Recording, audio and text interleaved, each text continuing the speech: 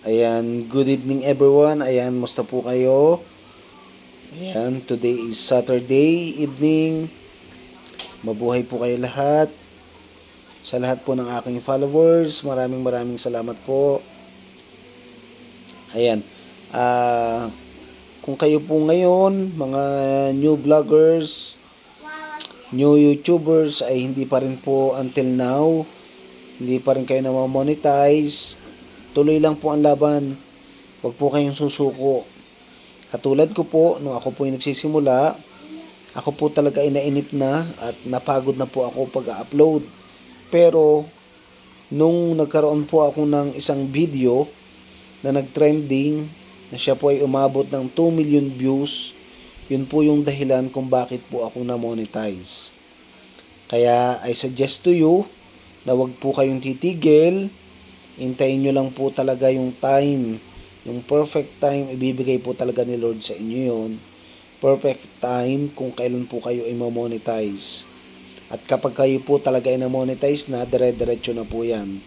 So, sweldo na po kayo at makakaroon na po kayo ng threshold money para po kayo ay sumweldo na. Again, kung kayo po hindi po pa, until now, hindi pa monetize, tuloy lang po ang laban. Huwag po kayong susuko. Katulad po ng sinabi ko kanina, darating po ang time, yung perfect time na yung isa pong video nyo, upload lang po kayo ng upload lagi ng video. Darating yung time na yung video nyo ay magte-trending para lumaki yung watch time hours nyo, and at the same time, ma-meet nyo na yung 1,000 subscribers. Ano po? Ano po nun? Halimbawa po, katulad ng nangyari nga sa akin talaga ay hindi ko po talaga na-expect na mag-trending yung isa kong video kasi napakasimple lang po ng video. Ako po yung nakahiga pa noon. Nag 2 million views siya kasi pandemic po noon. Then, nung ako po ay na-monetize, talagang sunod-sunod na po yon. Yun nga lang, ipinapaliwanag ko po sa aking mga viewers and followers, subscribers, na medyo